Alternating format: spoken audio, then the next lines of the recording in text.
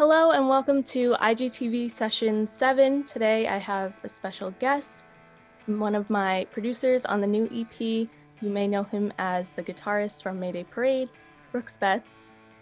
Hey, how you doing? And today we're going to go through just the recording process of the EP and how it was for Brooks to produce. Overall, how was your experience producing this EP? So I'm pretty new to jumping in and doing production work. Although, I've done a lot with my own music with Mayday Parade. So I've spent a lot of time in studios, being super involved with the production process of everything, the writing process. So jumping into doing like a production project, also mixing and doing some writing stuff as well. It's familiar, but it's a totally different thing when everything kind of lies on your shoulders as a producer to make sure that you're giving the artist, and obviously you, what you want and giving you the best result with your music.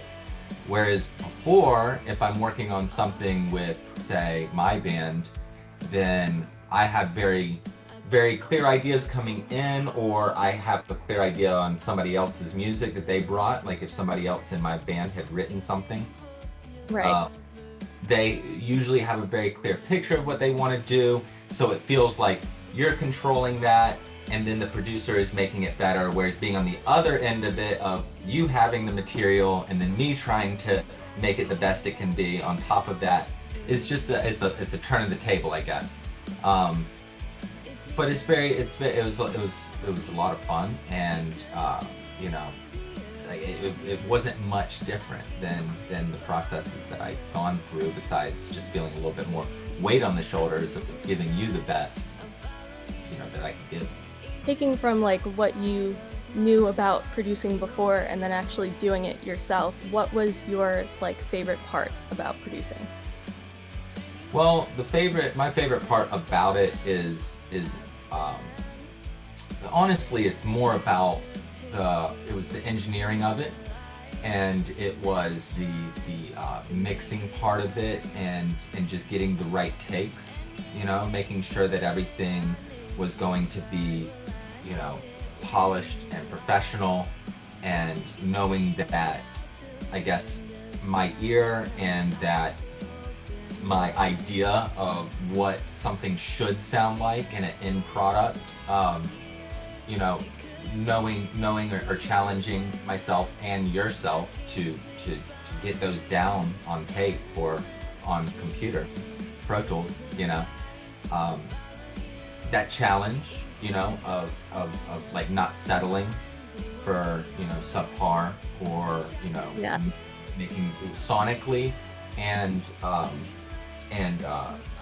emotionally the takes, making sure that those were where they needed to be, actually is a lot of fun to me. And I like tedious like work like that. And then and then the mixing part of it too, and spending, hours working on those sounds in post to make them become larger than life, and all that I really enjoy. And I enjoy doing that in my own music as well. I spend probably far too much time doing that on my own, even demos. So it's like, Right. naturally, like doing it on something that was going to be put out there, and I had all this control of the end product sound. You just dive in and have a great time with it. So this was the first time that we worked together as like you as my producer. This is the first time that you were producing for Jade. So what were you expecting like going into that process, and how does it compare from like when we started to the end product? Well, I don't know if it was anything that I didn't expect. I knew Yeah. how much time, and effort was going to be put in. Maybe on each segment of the project, I knew how much time would be put in. I suppose cumulatively over everything, those things add up, you know what I mean? And you sometimes, and maybe you don't realize how long the whole process will take, Right. you know what I mean? If you're dealing with us sitting down, working on these songs together, pre-proing those songs, tracking those songs, you know, going into an outside studio to get drum takes, and then continuing to work on every little element, as far as like, well, we pre-pro'd a song and we've got, you know, the basis of this song down. You've got your rhythms, you've got your what feels good as drums, and you know where you're going with melodies, and maybe you need to fill in some blanks with lyrics though, and then you've got to find some things that are a little bit of ear candy as you're going along. I mean, once you have that solid, you know, one guitar and vocal feeling for a song, you know you're in the right direction, and the rest will come. But yeah, maybe the biggest thing I didn't expect would be how much time it takes to do that alone. You know, Yeah. or when I say alone, me and you, but you know, as far as me handling the pre-pro, the engineering, the mixing, the mastering, the whole thing, you know, and getting those right and going back and forth on notes with you. Usually those jobs are split amongst, you know, several different people. You'd have a separate guy for each one of those jobs I just listed. Yeah, because, people don't really realize that, like, when we're actually working on it, it's like we have to go back and forth with so many things. So it's like, it really is like a big process. It is, even for just the three songs we did, you know. And of course, those things become easier too. You know, let's say we did an entire full-length record together. Yeah. You know, those things kind of just follow once you get the first song tracked, you know. After you get the first song, pre-pro'd, like, I mean, I can't say pre-pro'd, every song has its own feeling. But those things, like the way you engineer things, are roughly the same. The way you, mix things are going to be roughly the same. You want to make them feel like they're together. And mastering, obviously, is even more like kind of putting them all cohesively together. I guess once you get to bigger track counts, it actually almost becomes easier, you know, per song. But yeah, three songs is very involved. Maybe even as involved as doing a whole full-length record in a lot of ways. So out of the 3 songs that we did, what's your like favorite song?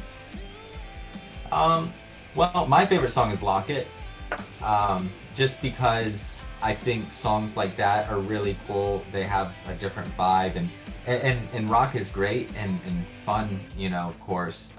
Those songs are great too, you know. But Lock It is so cool because I think that we were able to experiment, you know, with the feeling and the sound, and really capture what was going on with, you brought that song in with a guitar. Yeah. And you know, you had everything else written along with it, lyrically and melodically, and but then taking that and shifting it to a piano, and then taking advantage of how dark that song was, and how I don't know how you look at it, but how like lonely that chorus feels, Yeah. sure that you convey that emotion, you know, in the best light. You give this like mood, and I just love the way that song came out. I think it's a really, really cool feeling.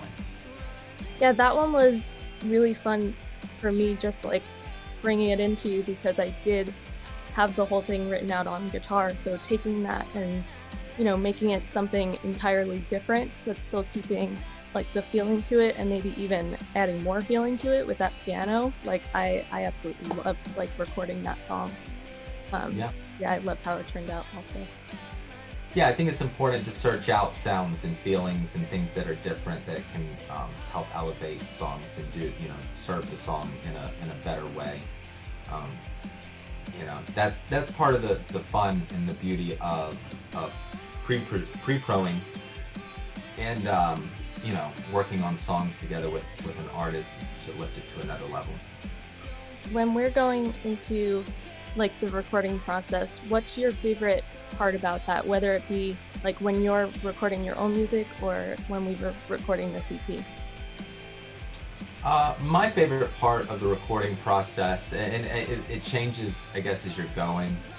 I don't know. That's hard to say. I mean, I feel like my favorite part of the process is when, after you have drums down, after you have maybe even like rhythms kind of down, and then you're really trying to tie in the rest with a vibe sonically and with a little bit of candy on top, and then really hearing the vocals back in a way that you hear it in your head. You know, a lot of times if you demo something, it's got a great vibe and you might be already to a position where you know exactly how it's going to sound.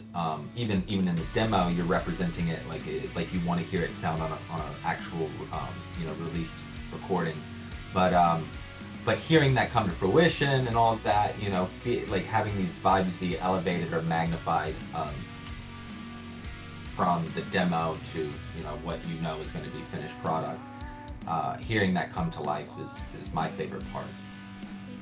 Yeah, I think I answered this question before. I think I said that I love writing lyrics, but I also agree when you actually have the demo down and you kind of feel the song is like going somewhere, and then obviously actually tracking everything and starting to hear it come together is also a great part about recording. Yeah, the whole thing is a lot of fun, but that's when it's almost a sigh of relief too. Not necessarily from a production standpoint. Maybe this is more me speaking from an artist standpoint as well. With you on this is that it's a sigh of relief to know that what you felt in your early stages of your songwriting is actually working and going to be all right. It's all gonna be good. Like my gut was right, and we're still coming out with a really cool song when it's going down to the track, putting it on Pro Tools. Yeah, exactly. What do you think your future plans are? Do you think you're going to continue with producing, or are you just ready to get back out there on tour and everything? Well, it'll be a little bit of both. Right now, I'm trying to get more into doing recording projects and that sort of thing. That's something that I want to take advantage of while being home, Yeah. and being able to do that, so that maybe it's something that becomes a little bit more frequent or more of my main thing in the future, but not Right. getting in over my head with it, because obviously I have my own music and that sort of thing. The biggest thing that I want to focus on with that is going to probably be in mixing, and because that's something that I can do from home in smaller gaps, Right. between being on the road and that sort of thing, and something that can even be done a lot of on the road, being able to just take my road setup that I have a studio rig that I take with me on the road, and getting a lot of mixing done, for other artists, and then bringing it home and finishing it, checking it off, making sure that it's where you want it to be. That's kind of my goal with it, or the hybrid. But the Yeah. ultimate goal would be, eventually, whenever that is. I mean, I'm not trying to jump out of being an artist by any means, but whenever Yeah, that is, exactly. more into the production realm. And mixing specifically is a big interest to me, because I really enjoy working with the sonics and tinkering with knobs. So. Right. So I just announced the EP Erase You yesterday. So is there any last thing that you want to say about the EP, or just anything that you want to tell people about it? Yeah, well, I mean, I think it was a really good, it was a great process working with you on it, and I think it's really cool to be able to be part of working with artists that I won't say you're young, but younger artists, or artists that are coming up after my time of getting started in the business, and this EP, I was stoked to be a part of that. Thank you so much for being on here, and I'll see you all in the next session.